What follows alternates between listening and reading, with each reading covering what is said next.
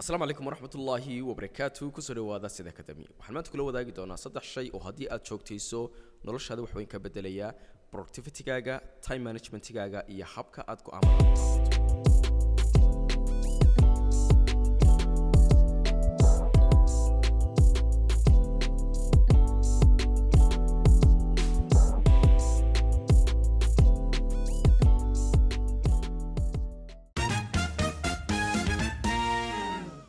qodobka koobaad ee ugu horeeya waxa weeyaan waa inaad leedahay to-do list. To-do listigu waa hab traditional oo muddo aad u badan la isticmaalayay wuxuu ka caawinayaa qofku waxa weeyaan inuu garan karayo waxyaabaha maanta uu rabo inuu qabto marka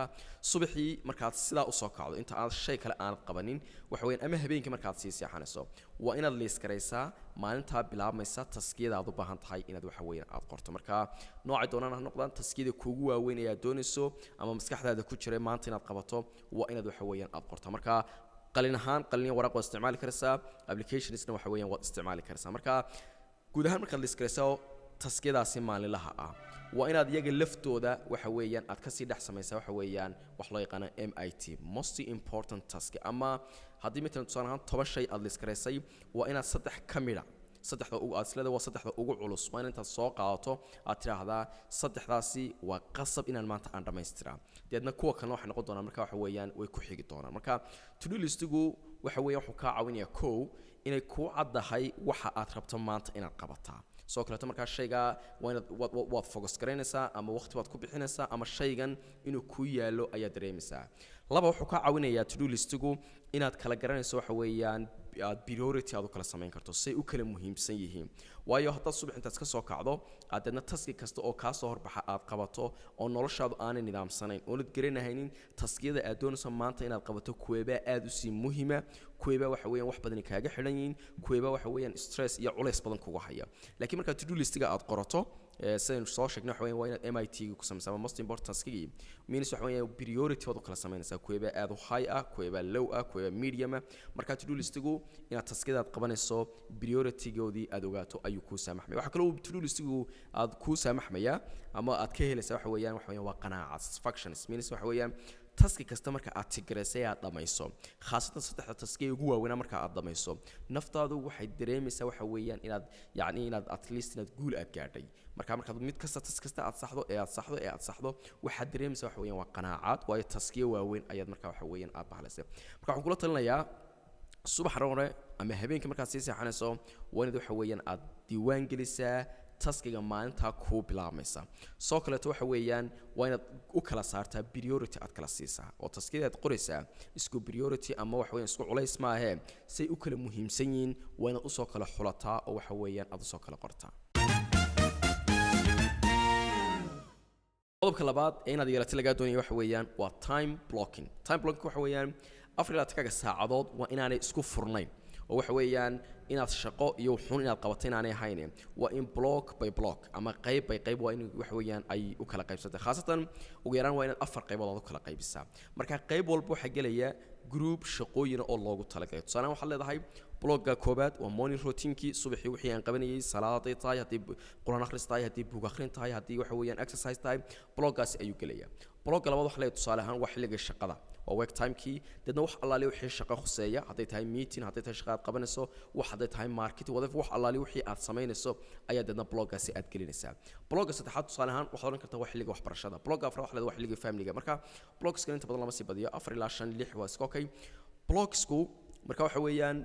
blog kasta waa inuu yeeshaa waqti go'an su'aalaha waxa leedahay xilliga shaqada oo kale hadda flexible tahay waxa leedahay midna 8 subaxnimo ilaa 12 waa blogga shaqada su'aalaha waxa leedahay 1 ilaa 4 waa blogga waxbarashada marka waa inaad time-kaaga aanu isku furnaanin oo waxa weeyaan blocks ama qaybo xiran oo saacado go'an leh oo taskiya la isla garanayo lagu qabanayo waxa weeyaan waa inaad samaysaa marka time blocking wuxuu ka caawinayaa koow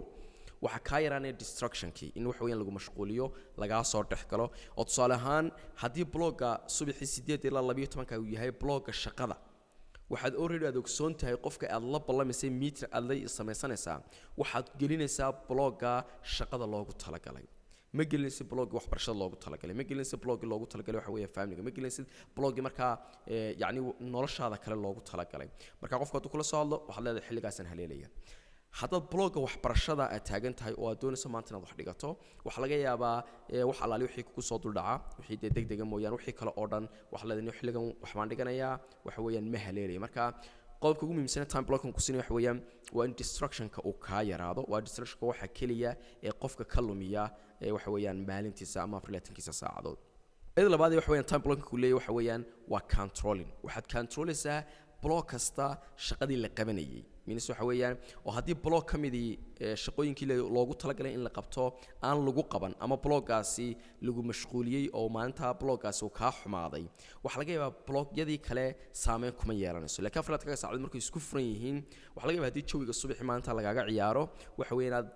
intii dambe oo dhan waxa weeyaan aanad ka faa'iidin laakiin markan waxaad ogsoon tahay xilligan xumaaday ama xilligan lagu mashquuliyay ama xilligan hawsha kugu soo baxday waxa weeyaan waa block A marka block A already wuu dhamaaday waqtigiisina waxa weeyaan xilligaas ku eegay laakiin block B waa in waxa weeyaan aad controlsha oo waxa weeyaan wixii loogu talagalay asiis aad u qabataa qodobka saddexaad ee time blocking laftiisu uu leeyahay waxa kamid ah waxa weeyaan waa balance in noloshaadii aad balance gareyso oo xilli shaqo xilli waxbarasho xilli aad caafimaadka adeegto marka waxa weeyaan waa inaad categoriyo noloshii waxa weeyaan dhinac walba waad eegi kartaa laakiin marka aan time blocking lahayn waxa laga yaabaa inaad maalintaada taskiyo kaliya inaad xoog saarto salahan inaad shaqo un ay kula tagto oo 24 saacadood ama waxa weeye intii ugu badnayd aad shaqadu aad ku guda jirto oo nolosha qaybaheedii kala dhan aad ilowdo marka time blocking ku runtii aad buu muhiim u yahay distractionku ka yareynaya waad control kartaa waxa weeyaan blogyadii iyo waxa weeyaan inaad balance gareyn karayso noloshaada waa marka waxa weeyaan waa time blocking runtii aad buu muhiim u yahay qodobka saddexaad ee isaguna muhiimka ah ee inaad yeelato laga doonayo waxa weeyaan waa waxa loo yaqaan journaling journalingku waa inaad noloshaada waxa laga yaabaa markaad saaka soo kacdo ee aad shaqo badan qabato ee waxa weeyaan maalintaada oo dhan aad la dagaalanto waa inaad habeenkii marka aad sii seexanayso intaad fadhiisato waa inaad qortaa maalintaadu sidii ay maanta ay ahayd marka waa inaad warbixin samaysaa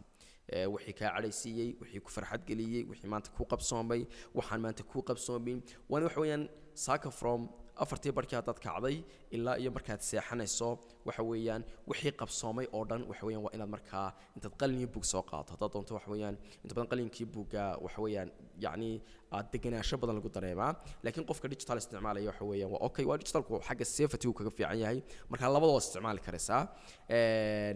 waa inaad qortaa markaa journaling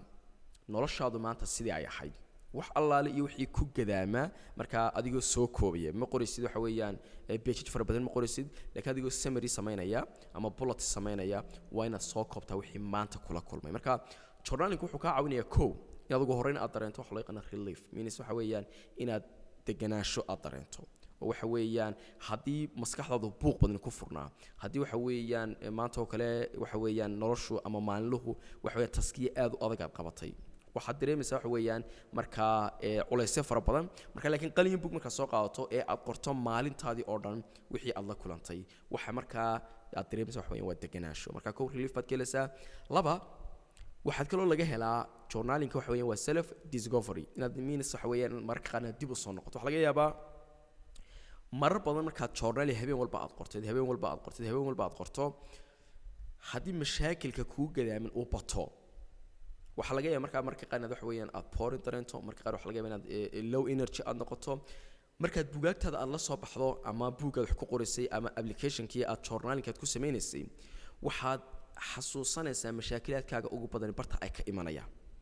maxaa inta ugu badan laasti 7 cisho ugu dambeeyay wixii aad qortay marka dib u dul istaagtay oo aad u akhrido waxaad ogaanaysaa mashaakilka haddii markaa mashaakilada ku haystaan oo kale waxa weeyaan meelaha uu ka imanayay marka hadday isku mid noqdaan waxaad samayn kartaa marka waxa weeyaan inaad dib uga soo noqon karto waayo problemkaagii baad ogaatay waxa sababayaad ogaatay marka waxa sababayay waa inaad waxa weeyaan si degdeg ah uga hawl gasho marka waxaad hore u samayn kartaa waxa weeyaan waa recovery haddii aad garanayso mashaakiladaadkaagii marka journaling wuxuu ku fiican yahay wax allaale wixii maalinlaha kugu dhacay marka aad qorto waxa ku fududaanaysa haddii low energy aad noqoto ama maalmaha qaar waxa weeyaan awooddaadu ay hoos u dhacdo inaad dib u soo kaban karto wixii aad akhriday iyo meelaha ka imanay dhan marka source-ka aad ogaato qodobka saddexaad isaga lafta journal-ka kale waxa weeyaan waa new idea inaad marka qaar waxa weeyaan waxa aad qorayso fikrada aad qorayso waxa kula kulmeed qorayso inaad waxa marka qaar waxa weeyaan idea cusub adiga laftooda aad ka soo dhaxsho marka saddexdaas shay waxa weeyaan inaad leedahay to do list inaad leedahay waxa weeyaan time blocking iyo inaad leedahay waxa weeyaan journal waxay kaa caawinaysaa waxa weeyaan productivity-gaaga inuu waxa weeyaan yacni inuu aad u sarreeyo oo aad noqoto qof 24 saacadood si loogu talagalay uga faa'iideeya waxaan kula wadaagi doonaa markaa application iyaga laftooda aynu ka samayn doono waxa weeyaan haddii ilaahay yidhaahdo oo weliba la soo codsado